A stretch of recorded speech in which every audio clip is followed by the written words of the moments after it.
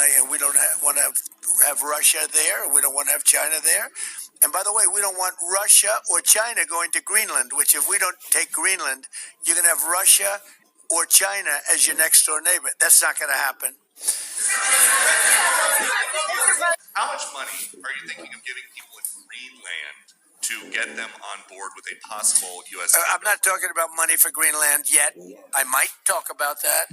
But right now, we are going to do something on Greenland, whether they like it or not, because if we don't do it, Russia or China will take over Greenland, and we're not going to have Russia or China as a neighbor. Okay?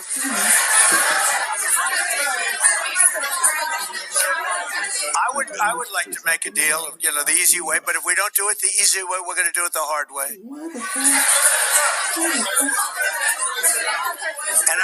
And by the way, I'm a fan of Denmark too. I have to tell you, and they've been very nice to me.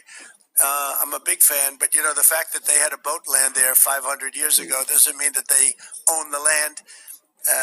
Sure, we had lots of boats go there also, but we need that because if you take a look outside of Greenland right now, there are Russian destroyers, there are Chinese destroyers and bigger, there are Russian submarines all over the place.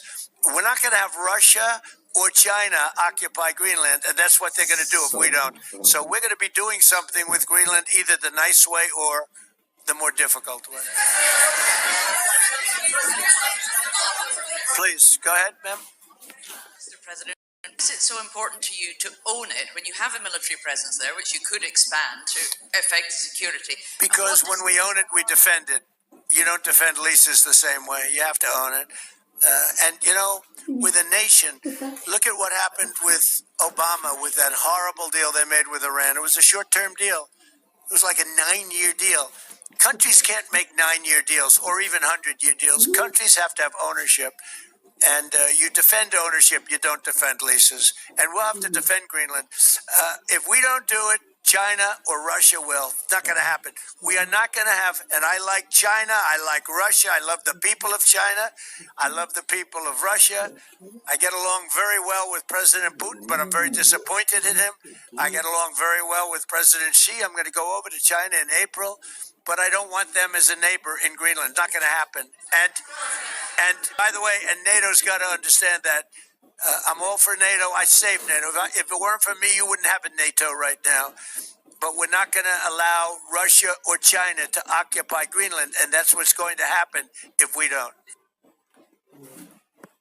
President Trump is acting like an international gangster, threatening to trample over the sovereignty of an ally, threatening the end of NATO altogether, and now threatening to hit our country and 7 European allies with outrageous, damaging tariffs unless he gets his hands on Greenland.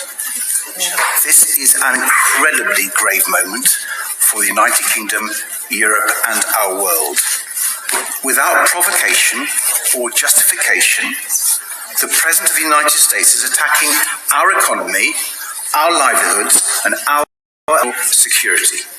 Trump has put British businesses and jobs on the front line in his unprovoked aggression. The only people cheering him on are Vladimir Putin and Xi Jinping. Only a few months ago, Trump hailed the special relationship at Windsor Castle. Now, thanks to his actions, it is nearly in tatters. So how do we stop Trump's damaging trade war? For a year now, Madam Deputy Speaker, the Prime Minister has tried a policy of appeasing Trump, flattering him, fawning over him, refusing to stand up to him, because he argued otherwise Trump would hit us with damaging tariffs. Well, the Prime Minister has tested his approach to destruction. It has failed. It is time for the government to change course. We have to finally be clear-eyed about the sort of man Trump is and treat him accordingly. He is a bully. He thinks he can grab whatever he wants using force if necessary. And he is corrupt. The most corrupt president the United States has ever seen. So there are only two ways of getting him to back down: bribing him with a new jet perhaps, or a few billion in his crypto account, or standing up to him like we would with any other bully. Standing together with our European allies to make him back down. That's the choice. Which one? Alright guys, please drop your opinion in the comment section. What do you think about this? The fact that Trump has been raising trade wars with countries all over the world, like almost all the countries, even in Europe now.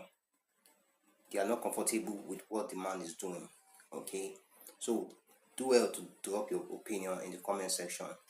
And if this is your first time coming across my video, subscribe to this channel so that you can get more video updates. Have a nice day.